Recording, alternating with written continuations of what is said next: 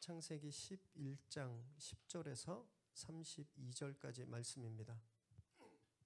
저와 여러분이 한 절씩 교대로 읽으시겠습니다. 셈의 족보는 이러하니라. 셈은 100세 곧 홍수 후 2년에 아르박삿을 낳았고 아르박삿을 낳은 후에 500년을 지내며 자녀를 낳았으며 아르박삿은 35세에 셀라를 낳았고 셀라를 낳은 후에 403년을 지내며 자녀를 낳았으며 셀라는 30세에 에벨을 낳았고 에벨을 낳은 후에 403년을 지내며 자녀를 낳았으며 에벨은 34세에 벨렉을 낳았고 벨렉을 낳은 후에 430년을 지내며 자녀를 낳았으며 벨렉은 30세에 루우를 낳았고 루우를 낳은 후에 209년을 지내며 자녀를 낳았으며 루우는 32세에 수룩을 낳았고 수룩을 낳은 후에 207년을 지내며 자녀를 낳았으며 수룩은 30세에 나홀을 낳았고 나홀을 낳은 후에 200년을 지내며 자녀를 낳았으며 나홀은 29세에 데라를 낳았고 데라를 낳은 후에 119년을 지내며 자녀를 낳았으며 데라는 70세에 아브람과 나홀과 하란을 낳았더라. 데라의 족보는 이러하니라. 데라는 아브람과 나홀과 하란을 낳고 하란은 롯을 낳았으며 하란은 그 아비 데라보다 먼저 고향 갈대아인의 우르에서 죽었더라. 아브람과 나홀이 장가 들었으니 아브람의 아내의 이름은 사레며 나홀의 아내의 이름은 밀가니 하란의 딸이요 하란은 밀가의 아버지이며 또 이스가의 아버지더라. 사레는 임신하지 못함으로 자식이 없었더라.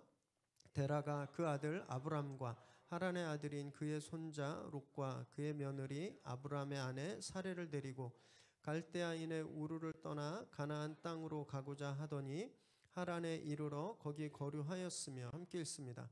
데라는 나이가 205세가 되어 하란에서 죽었더라. 아멘. 오늘 우리에게 주시는 하나님의 말씀입니다.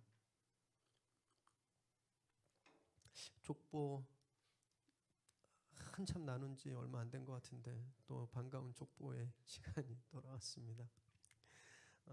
오늘 말씀으로요 창세기 시즌 1 이렇게 본문이 이제 다 마치게 됩니다. 1장에서 11장까지 이걸 원역사라고 하는데 이게 다 마치게 돼요. 저희가 다음 주에는 창세기 시즌 1을 총 정리하겠습니다. 그리고 그 다음 주 6월 7일인데 매년 6월 첫째 주가 어떤 날이죠? 교회 창립주일입니다. 그래서 창립 3주년 예배로 드리고 아마 이렇게 특별히 뭘 할 수는 없을 거예요. 이 형식으로 가게 되는데 그리고 이제 6월 둘째 주부터 사도행전을 저희가 함께 묵상하려고 합니다.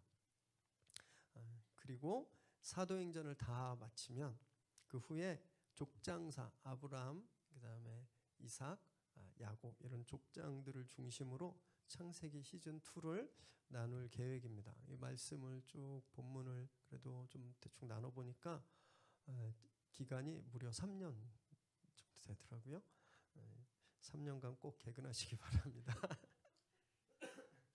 지금까지 저희가 나눈 창세기 1장부터 지난주까지 11장 9절까지 말씀은요. 오늘 본문을 위한 전주곡입니다. 오늘 본문을 위한 프릴루드예요.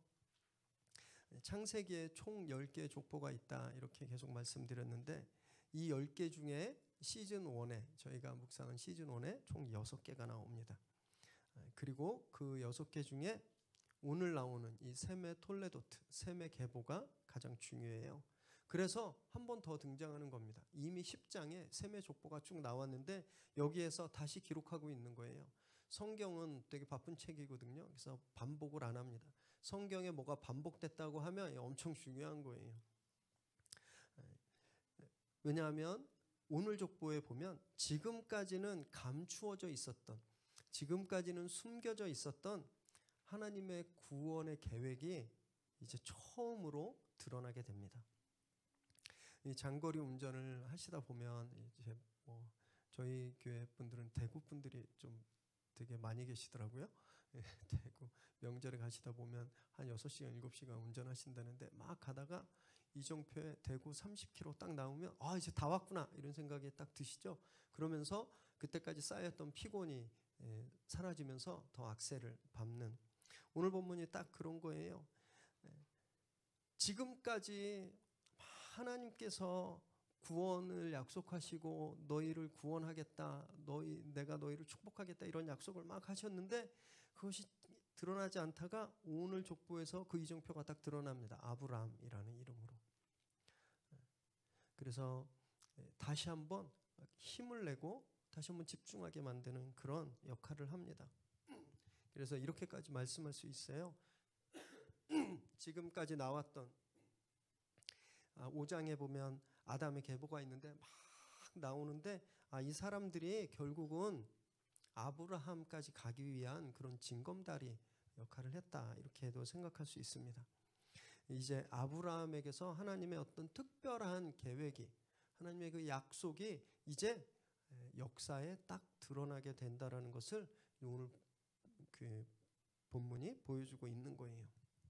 그래서 이 다음 장, 이제 저희가 시즌 2에서 나눠본 12장, 거기 이제 본격적으로 아브라함의 사건들이 나레이티브가 시작되는데 그것과 이 바벨탑 사건이라고 하는 이 엄청난 사건 사이에 이 셈의 톨레도트 족보를 딱 넣습니다.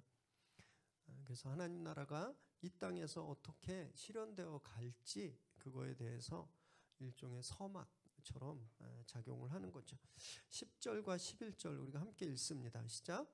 셈의 족보는 이러하니라. 셈은 100세 곧 홍수 후 2년에 아르박삿을 낳았고 아르박삿을 낳은 후에 500년을 지내며 자녀를 낳았으며. 셈이 100살 되던 때, 그때가 언제냐면 홍수 2년 후에 오라는 거예요. 그때 아르박삿을 낳았다 되어 있습니다. 그리고 500년을 더 살면서 자녀들을 낳았다, 이렇게 시작합니다. 그런데요, 오늘 본문에 이 셈의 계보를 설명하는 표현들, 이 문장 구조가 앞에 나왔던 표현과 상당히 다릅니다. 셈의 족보, 오늘 본문에 보면 셈의 족보에서 반복되는 문구가 있거든요. 그건 뭐냐면 낳고 지내며 낳았다. 5장을 기억해 보시면요, 5장의 아담의 계보는 어떻게 되냐면요, 낳고 살고 죽었다. 오늘 본문엔 죽었다는 말이 안 나오는 거예요. 물론 그렇다고 이 사람들이 영원히 살았을까요? 아니죠. 이 사람들도 죽었습니다. 그런데 의도적으로 이 창세기 기자는 셈의 족보에서는 죽음에 대한 것을 기록하지 않고 있다라는 거예요. 그래서 우리가 창세기 5장의 이 아담의 족보를 죽음의 족보라고 한다면 이 11장의 족보는 생명의 족보다, 이렇게 말할 수 있습니다. 여기서 이제 지내며라는 단어는 그냥 live가 아니에요. well-being, well-live, 잘 살았다는 겁니다. 유복하게 살았다라는 거예요. 부족함 없이 아주 풍족하게 살았다라는 뜻이 지내며라는 뜻인데, 요런 표현을, 그러니까 죽었다라는 기록이 없는 또 한 명의 인물이 5장의 아담의 족보에 한 명 나오죠. 누구였죠? 에녹. 에녹은 똑같습니다. 에녹을 보면요, 낳고 지냈다라고 되어 있어요. 창세기 5장 21절에서 24절까지 잠깐 한번 보실까요? 시작. 에녹은 65세에 무드셀라를 낳았고 무드셀라를 낳은 후 300년을 하나님과 동행하며 자녀들을 낳았으며 그는 365세를 살았더라. 에녹이 하나님과 동행하더니 하나님이 그를 데려가심으로 세상에 있지 아니하더라. 그냥 낳았고 지냈다라는 얘기만 있습니다. 죽음의 얘기가 없어요. 그렇게 에녹이 죽음의 행렬 가운데 그가 유독 죽음을 경험하지 않은 이유를 성경은 그가 하나님과 동행했기 때문이다라고 말합니다. 다른 선조들, 이 아담의 계보에 나오는 다른 선조들에 비하면 한 3분의 1밖에 못 살았어요. 365세밖에 못 살았습니다. 남들 900살씩 살 때. 그렇지만 그 시간의 양은 얼마 안 되지만 그는 죽음을 뛰어넘었다라는 겁니다.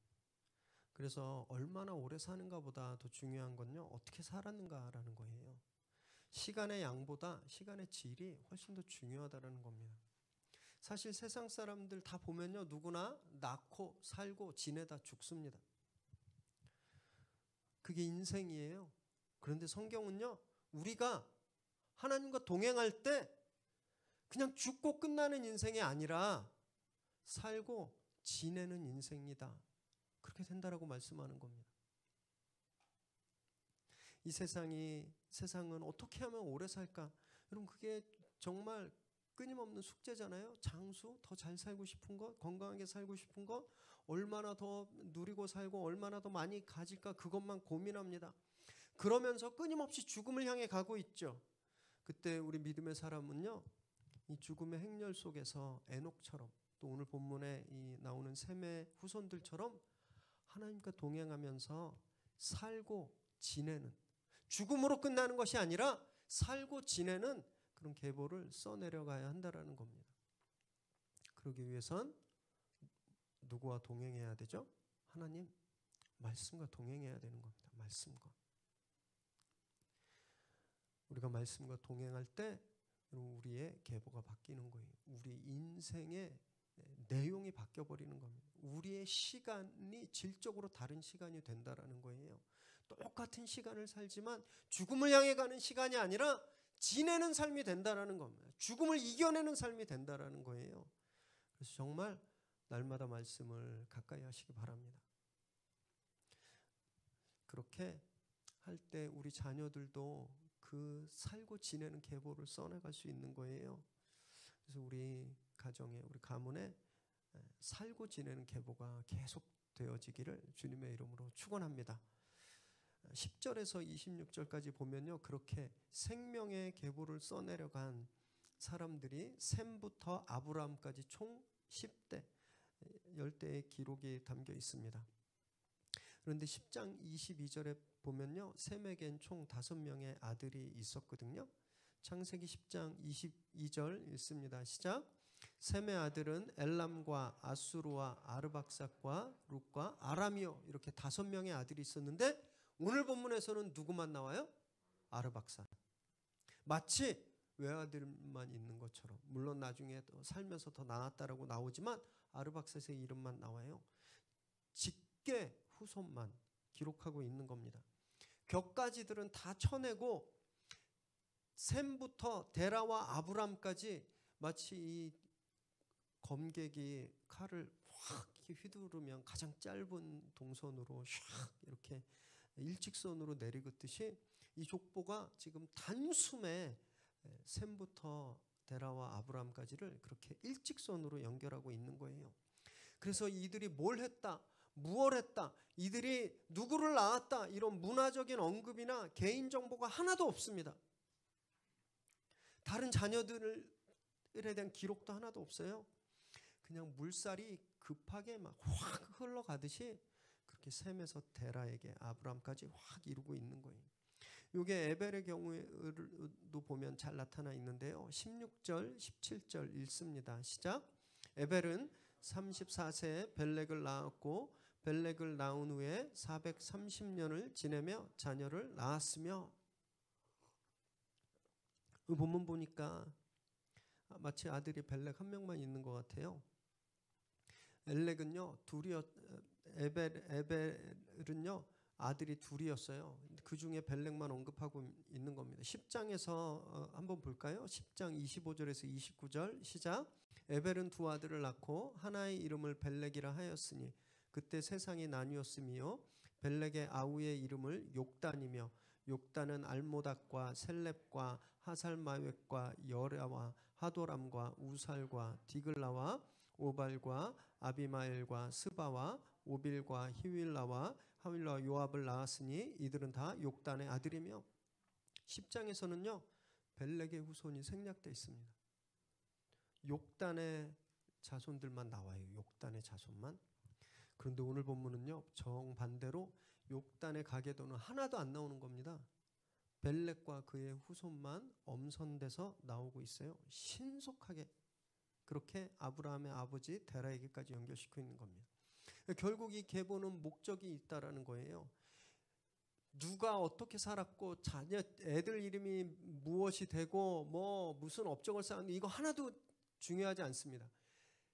셈에서 아브라함까지 가장 빠른 길이 무언가? 지금 거기에 목적을 하고 있다라는 거예요. 이 족보를 읽으면서 이걸 기록한 기자의 그런 급한 마음을 저희가 느껴야 됩니다. 막 급하게 써내려가는, 막 다른 거 다 생략하고 중요한 것만 요점 정리하듯이 팍팍팍 써내려가고 있는 그런 급한 마음을 저희가 느껴야 되는 거예요. 아까 말씀드렸죠. 장거리 여행하다가 이정표가, 목적지 이정표가 딱 보이면 그때부터 막 엔돌핀이 도르면서 다 끝났구나, 다 왔구나 그러면서 피곤도 잊어버리고 다시 악셀을 밟는 것처럼 아담의 타락 때부터 하나님이 약속해 주신 그 구원 약속, 하나님께서 이제 내가 너희와 함께 하겠다라고 하는 그 언약, 그 이정표가 이제 보이기 시작하는 거예요. 구원의 그 서광이 보이니까 다른 거 생각 안 하고 지금 전력 질주하고 있는 겁니다. 그래서 이 사람들이 뭘 했고 언제 죽었고 자녀를 얼마나 낳고 이거 다 생략하고요. 그 구원의 약속을 최초로 구체적으로 받아서 이 땅에서 실현한 아브라함, 그 아브라함까지 핵심 인물만, 그 적자들만 적고 있는 거예요. 여러분, 이 족보를 묵상하면서 우리가 배울 수 있는 건요, 믿음의 길도 이래야 되는 거구나라는 겁니다. 군더더기 없는 삶, 있으면 좋지만 없어도 괜찮은 것들을 과감하게 버리는 삶, 오직 목적지 한 곳만 바라보고 전력 질주하는 것, 여러분 이것을 배워야 됩니다. 우리는요 진짜 주렁주렁 달고 사는 것들이 너무너무 많죠. 하지 않아도 되는 걱정을요 그냥 한 보따리 다 끌어안고 살아요. 과거에 받았던 상처, 아픔, 다른 사람에 대한 원망, 후회, 막 그것도 계속 꽁꽁 안고 있죠. 막. 하루 1시간도 집중해서 말씀 볼 수 없을 정도로 그렇게 그냥 바빠요. 저희가 아이고 기도할 시간 지났네. 아이고 큐티 해야 되는데 까먹을 정도로 너무너무 바쁘고 분주합니다. 여러분 그 순간은요 진짜 중요한 일인 것 같고 그 순간은 진짜 큰일 같았는데 그걸 지나고 보니까 진짜 그랬던 적이 있으신가요? 내 시간과 관심, 정성을 다 쏟았어야 할 만큼 그렇게 중요했었나요? 1년 전에 한번 생각해 보세요. 1년 전에, 지금으로부터 딱 1년 전에 2019년 5월 24일 맞나요? 작년 딱 이맘때를 생각해 보세요. 그때 내가 가장 신경 쓰고 내가 진짜 잠 못 들 정도로 그렇게 고민하고 그렇게 나를 괴롭혔던 문제, 그래서 내 인생에 이게 가장 중요했다라고 생각하는 그 문제, 오늘도 그 문제가 그렇게 중요한 문제인가요?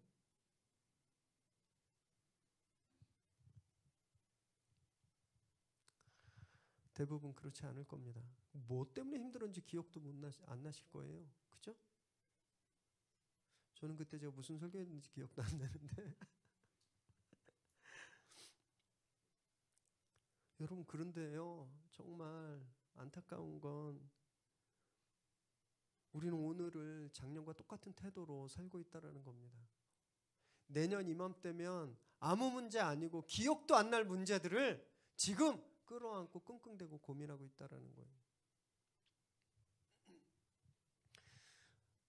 내년에 후회하지 않으시려면 지금 태도를 바꾸셔야 됩니다. 에베소서 6장 17절에 보면요 하나님의 말씀을 성령의 검이라고 하셨거든요. 그 검을 왜 주셨는가? 가지치기 하라고 주신 거예요. 가지치기. 우리 삶에서 막 계속 이 안에서 막 뻗어나가는 이런 불필요한 가지들을 말씀으로 쳐내야 심플해지는 겁니다. 그렇게 무게를 줄여야 오늘 보는 셈의 계보처럼 스피디한 삶을 살 수 있는 거예요. 목적지까지 일직선으로 달릴 수 있는 겁니다. 주님을 향해 최대한 몸을 가볍게 하시기 바랍니다. 그리고 속도를 내시기 바라요. 그래서 하나님께서 우리에게 약속하신 그 축복, 그 약속을 꼭 얻게 되시기를 주님의 이름으로 축원합니다. 이 계보의 또 하나의 특징이 있어요. 수명이 또 눈에 띄게 확 줄었죠. 10장의 족보에서 한번 말씀드렸었는데 홍수 전에는요 평균 수명이 거의 900살까지 되었습니다. 그런데 오늘 이 셈의 족보의 그 수명을 평균 내봤더니 317세예요. 거의 3분의 1 수준이죠. 뒤로 갈수록 더 짧아져요. 셈은 600세, 에벨은 464세, 벨렉은 239세, 루도 239세, 수룩은 230세, 그리고 그 이후의 사람들은요 대부분 200세를 넘지 못합니다. 또 5장 족보에서는요 홍수 이전까지는 평균 65세에서 187세까지 자녀를 낳았습니다. 그런데 오늘 본문에서는요 29세에서 100세까지 자녀를 낳는 나이가 더 어려지고 더 줄어들었죠. 수명만 줄어든 것이 아니라 이 신체 능력도 확 줄어들었음을 볼 수 있는 거예요. 다시 한번 말씀드리지만 이렇게 된 이유는요 홍수 때문에 궁창에 물이 없어져서 독한 광선들이 쏟아져 들어와서 이런 일이 일어나는 게 아니고, 하나님이 고기 먹으라 그래서 고기 먹다가 장에 탈나고 소화기관이 약해져서 이렇게 수명이 줄어든 게 절대 아니에요. 죄 때문이라는 걸 보여주는 겁니다. 죄 때문에 거듭되는 죄와 타락, 그것 때문에 수명이 팍팍 줄어들고 있다는 걸 보여주는 거예요. 죄의 결과인 죽음이 엄청난 속도로 인류에게 지금 돌진하고 있다라는 것을 이 족보의 수명이 보여주는 겁니다. 여러분, 죄가 우리를요 엄청나게 빠르게 생각하지 못할 정도의 그 어마어마한 수준으로 우리를 무너뜨린다는 것을 이 족보에서 우리는 발견할 수 있어요. 단순한 거짓말이었을 거예요. 방역관이 직업이 뭐예요? 직업 없는데요. 이때 어디 다니셨어요? 아무 데도 안 가고 집에만 있었습니다. 여러분, 이거 큰 거짓말 아니잖아요. 그죠? 이렇게 무서우면 이 정도의 거짓말은 누구나 다 할 수 있는 그런 거짓말이었습니다. 그런데 이 거짓말 때문에요 4일이라고 하는 골든타임을 놓쳤어요. 그랬더니 어떤 일이 일어났어요? N차 감염이 막 시작됐습니다. 어제 뉴스 보니까 벌써 5차 감염까지 대구에 전국적으로 퍼져가고 있는 거예요. 여러분, 이런 일이 발생할 거라고 본인이 상상이나 했겠습니까? 자기 직업 없다고 그냥 집에 있었다고 단순히 그냥 무서워서 한 이 작은 거짓말이 N차 감염을 일으키면서 전국적으로 정말 암살자처럼 퍼져가고 있는 걸 어떻게 상상할 수 있겠어요? 여러분, 그래서 죄를 가볍게 생각하면 절대 안 되는 겁니다. 아무리 하찮은 거짓말도요 결코 가벼운 죄가 아닌 거예요. 그 결과는요 우리가 핸들할 수 없을 정도로 엄청난 무게로 우리에게 돌아온다라는 겁니다. 그래서 우리 경각심을 가지고 삶의 모든 영역에서 죄와 싸워야 하는 겁니다. 우리 힘으로는 할 수가 없어요. 그래서 저희가 기도해야 되는 겁니다. 성령님께 힘을 달라고, 죄를 이기 힘을 달라고, 그래서 날마다 기도하셔야 되는 거예요.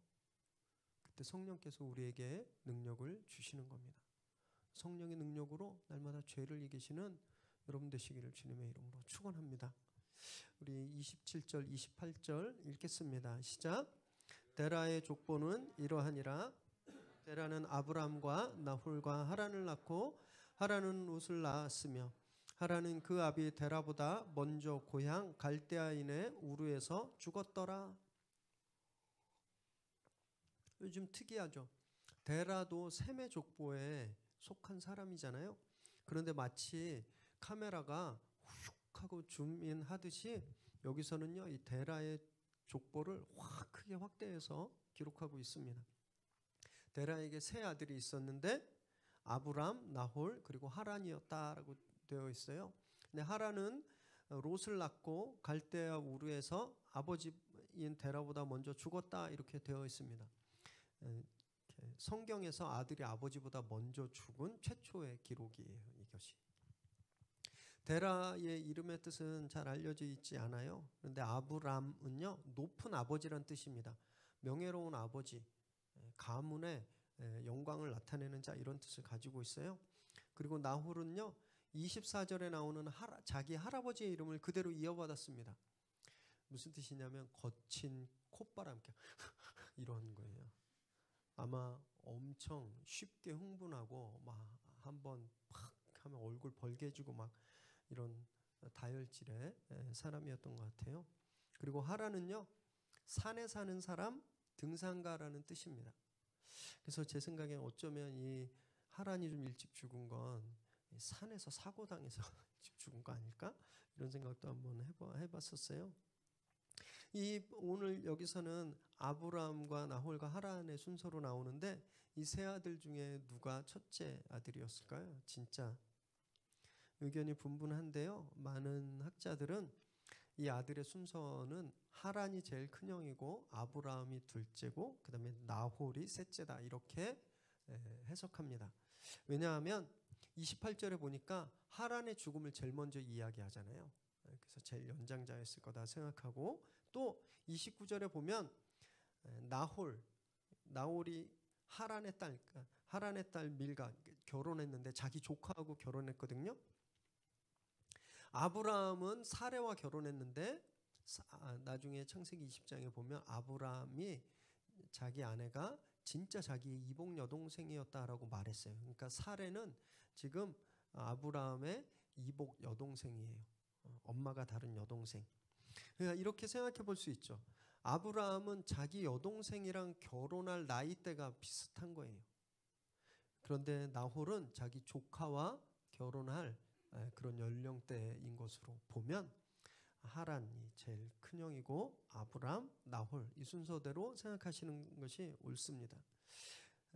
그럼에도 불구하고 본문에서는 아브라함을 제일 먼저 말하고 있는 것은 역시 아브라함이 제일 중요한 인물이기 때문에, 그에게 영적인 의미가 있기 때문에 그런 거예요. 또 저희가 여기서 잠깐 살펴보고 넘어가야 될 문제가 있는데요. 그건 근친혼입니다. 삼촌이 조카와 결혼하고 형제 자매가 결혼하는 근친혼. 당시 상황에도 보면, 당시 문화에 보면 이런 일들은 좀 흔히 일어났던 일들입니다.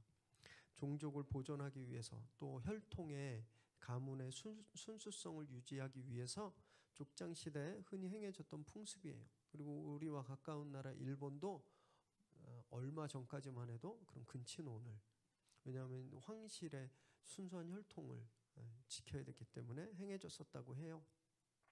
그런데 나중에 인구가 더 많이 증가했을 때 하나님이 이것을 금지시킵니다. 레위기 18장에서 하나님이 이 근친혼을 더 이상 허락하지 않으세요. 보면 하나님은요, 한 가지 잣대로 모든 것을 다 재지 않는다는 거예요.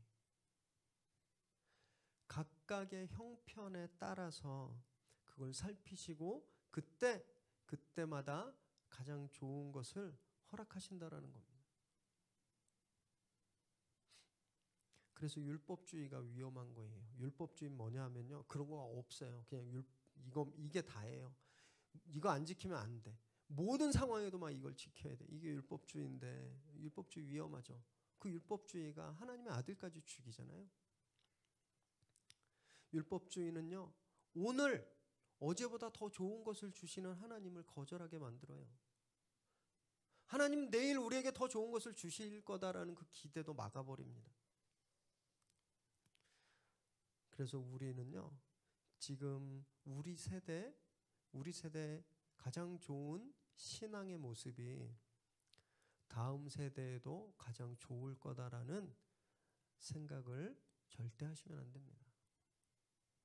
우리 지금 제가 다음 그 2주 후에 창립 예배 말씀을 이제 기도하면서 준비 중인데, 그때 더 자세히 다룰 텐데요. 지금 교회가 힘든 이유는 코로나 전에 것들이 가장 좋았다고 생각했기 때문에 지금 굉장히 힘든 겁니다. 하나님은요, 가만히 한 자리에 계시는 분이 절대 아니세요. 하나님 계속 움직이시는 분이십니다. 바벨탑 사건 때도요, 내려오셨잖아요. 그거보다 전에는요, 에덴 동산에 찾아오셨습니다. 하나님 움직이셨어요. 그리고 나중에는 아예 당신 스스로 육신을 입어 사람이 돼서 오시기까지 하시잖아요. 하나님은요, 성경에 한 번도 그 자리에 계속 계셔본 적이 없으신 분이에요.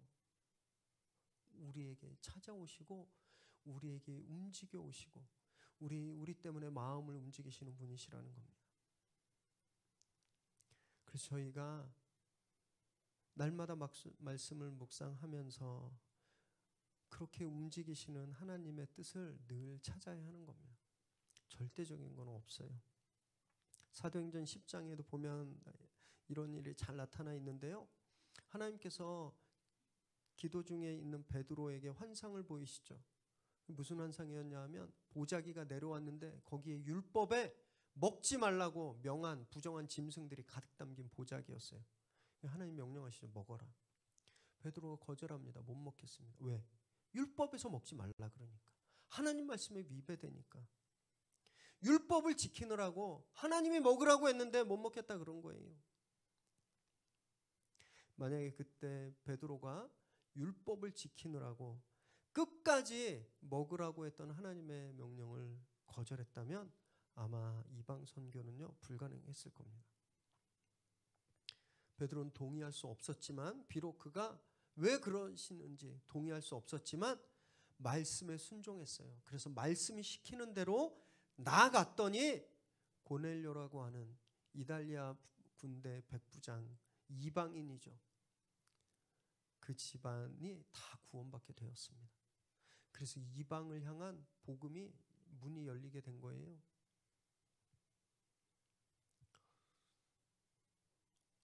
우리가 절대 포기하면 안 되는 것이 있습니다. 예수 그리스도가 하나님의 아들이시다. 나의 구세주시다. 그분이 죽고 부활하셨다. 여러분, 이건 우리가 절대 목에 칼이 들어와도 절대 바뀌어서는 안 되는 가치예요. 그러나 그렇게 절대 바꿀 수 없는 것 빼놓고는요, 하나님 언제나 바꿀 준비를 해라 이렇게 말씀하시는 겁니다. 앞으로 우리가 그것 때문에 굉장히 많이 힘들고 아주 스트러글링 하게 될 거예요. 그래서 진짜 말씀 가까이 나와야 되는 겁니다. 말씀을 계속 붙들고 있어야 되는 거예요. 그것이 우리와 함께 움직이시는 하나님과 동행하는 비결입니다. 그렇게 말씀을 가까이 하셔서요, 어제보다 더 좋은 것을 주시는 하나님의 축복을 날마다 누리는 저와 여러분 되시기를 주님의 이름으로 축원합니다. 데라가 지어준 이름 아브람, 높은 아버지라는 뜻이라고 말씀드렸죠. 아마 소망이 담겨 있었던 것 같아요. 네가 우리 집안의 미래다, 희망이다. 형은 맨날 산으로 가고 막내는 맨날 뭐 하라고만 하면 막 콕 이렇게 하면서 막 흥분해가지고 막 가출하고 막 그래버리니까 너밖에 없다 이런 마음이 있었겠죠. 그래서 그 가문을 빛낼 게 되기를 하는 그런 간절한 소망이 아브라함에게 있었어요. 그런데 하나님께서 나중에 저희가 시즌2에서 보겠지만 나중에 아브라함의 이름을 아브라함으로 바꿔주시죠. 이 아브라함이라는 이름의 뜻은요, 자녀가 무수히 많은 아버지라는 뜻입니다. 열방의 아버지라는 뜻이에요. 엄청 많아서 그냥 다 네 아들이야 이런 뜻이 있는 겁니다. 하나님께서 겨우 가문 정도 빛낼 사람을 택하셔서 세상을 빛낼 사람으로 세워주시게 되는 겁니다.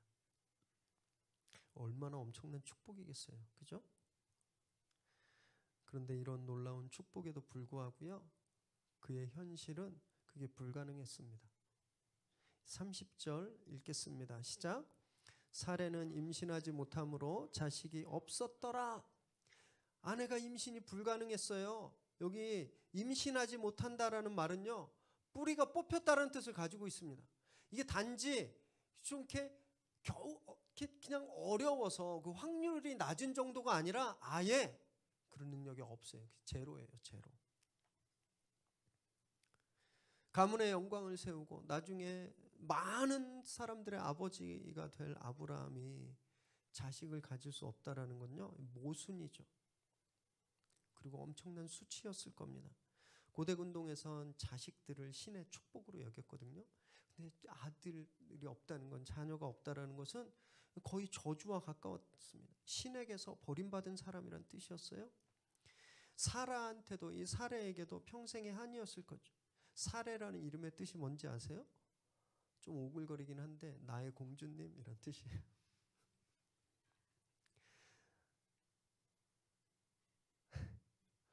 갈대아 우르의 금수저였다라는 겁니다. 그런데 자식을 낳을 수가 없는 거예요. 그 인생이 어땠겠습니까? 얼마나 비참했겠어요. 사람들의 놀림과 비난과 비웃음과 저주를 들으면서 엄청난 스트레스를 받지 않았을까요? 여러분, 지금까지 오늘 본문에 보면요, 셈의 족보는 셈부터 데라까지 한 번도 끊기지 않고 팍팍팍팍 이렇게 전속력으로 막 달려왔어요. 그런데 여기서 덜컥 급정거를 하고 있는 겁니다. 마치 릴레이 경주할 때 바통을 막 가서 막 이렇게 주자에 주서 막 1등이다 막 하고 있는데 마지막 주자가 바통을 팍 놓쳐가지고 바닥에 확 넘어질 때 얼마나 황당하겠어요. 그죠? 안타깝고. 지금 그런 일이 여기서 일어나고 있는 거예요. 하나님의 그 구원의 약속, 그 언약의 바통을 계속 급하게 셈에서 아르박사스에게 막 줘서 데라까지 와서 데라가 아브라함에게 딱 줬는데 놓쳐버린 거예요.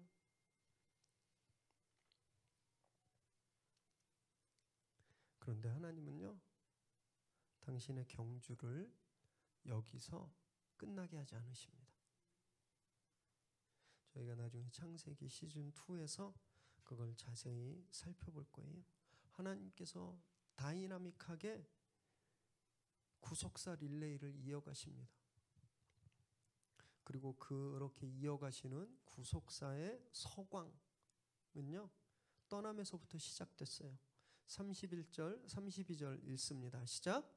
데라가 그 아들 아브람과 하란의 아들인 그의 손자 롯과 그의 며느리 아브라함의 아내 사레를 데리고 갈대아인의 우르를 떠나 가나안 땅으로 가고자 하더니 하란에 이르러 거기 거류하였으며 데라는 나이가 205세가 되어 하란에서 죽었더라. 데라가 자기 아들 아브람과 며느리 사레 그리고 손자 하란의 아들 롯을 데리고 갈대아 우르를 떠나서 가나안 땅으로 가다가 하란에 머물게 되었어요. 그리고 거기서 205세까지 살다 세상을 떠났습니다. 이 지도를 한번 보시면 좋을 것 같은데요. 우리 지도를 한번 보실까요? 이 고대근동 지도예요. 우르가 여기에 있습니다. 여기 우르. 요 우르가 얼마나 좋은 데였냐면요, 이 위에 티그리스 강이 흐르고 여기에 그 무슨 강이죠? 유프라테스 강이 이렇게 강이 두 개가 흘러요. 그래서 메소포타미아 문명할 때 메소포타미아 아시죠? 메소포타미아의 뜻이 두 강 사이라는 뜻을 가지고 있습니다. 엄청나게 비옥한 지대였어요. 여기가. 요 갈대아 우르에 살다가 이제 떠난 거예요. 그래서 여기 빨간 선이 아브라함이 이동 경로인데 올라가다가 여기 하란이라는 곳에 이제 머뭅니다. 그래서 여기에서 아빠가 죽고 다시 가나안으로 내려가죠. 그래서 요렇게 생긴, 여기는 갈릴리 호수와 요단강이 흐르는 물줄기부터 하란에서 유프라데스 강과 티그리스 강이 만나는 요거를 초생딸 지대라 그래요. 초생딸 지대. 초생딸처럼 이렇게 생겼어요. 그 여기는 사막이에요. 그래서 문화인류학적으로 이 지역을 비옥한 초생딸 지구라고 하고 엄청나게 중요한 곳입니다. 그 역사적으로 밀농사가 최초로 진행되었던 곳이라고 하는 거예요. 지금 이 경로를 말하고 있는 겁니다. 그런데 여기에는 나홀이 빠져 있죠. 나홀은 데리고 가지 않았어요. 나홀은 어디 갔을까? 저희가 이제 좀 추측해 볼 수 있는 건 창세기 24장 10절에 보면 그 메소포타미아의 나홀 성이라고 나와요. 그걸 볼 때 나홀은 이 데라가 아브라함 가족들을 데리고 떠나고 그 후에 메소포타미아 지역으로 이주했다라고 추측할 수 있습니다.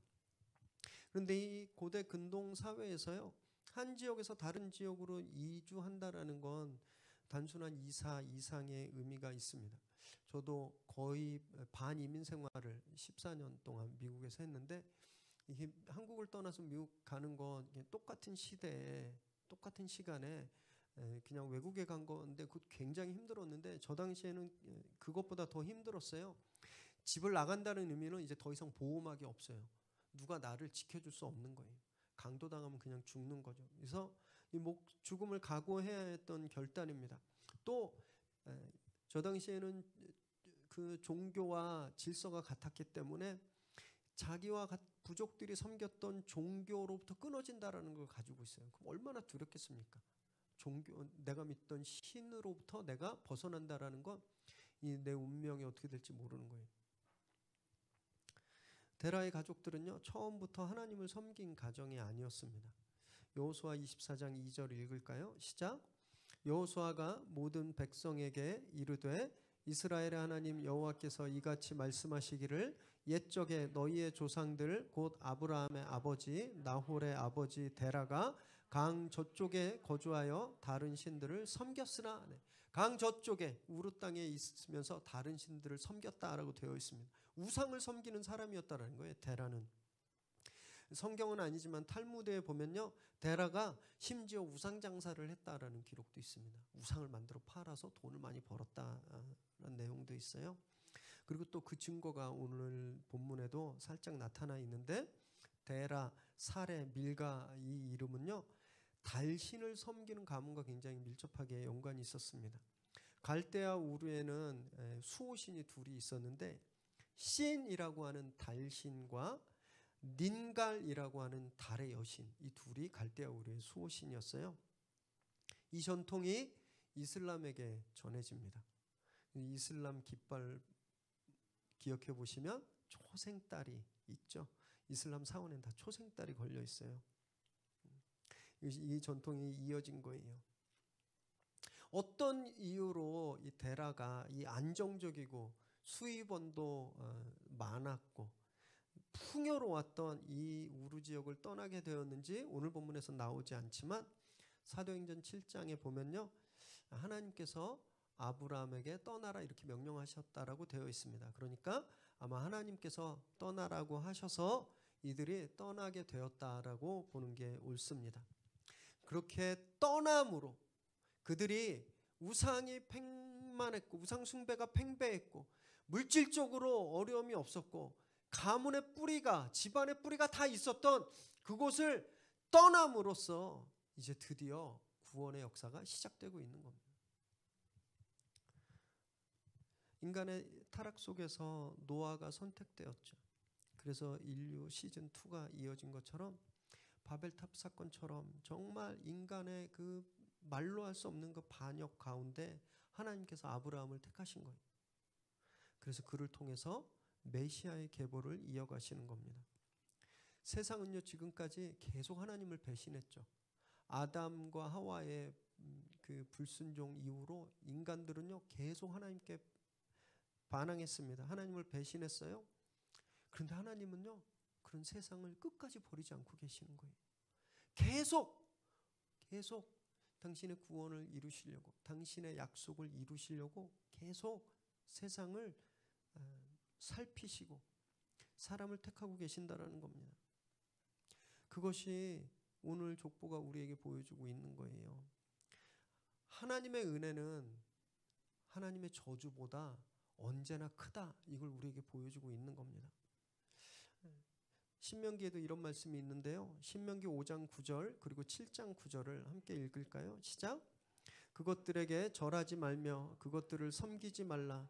나 내 하나님 여호와는 질투하는 하나님인즉 나를 미워하는 자의 죄를 갚되 아버지로부터 아들에게로 3, 4대까지 이르게 하거니와 7장 9절 그런즉 너는 알라 오직 내 하나님 여호와는 하나님이시요 신실하신 하나님이시라.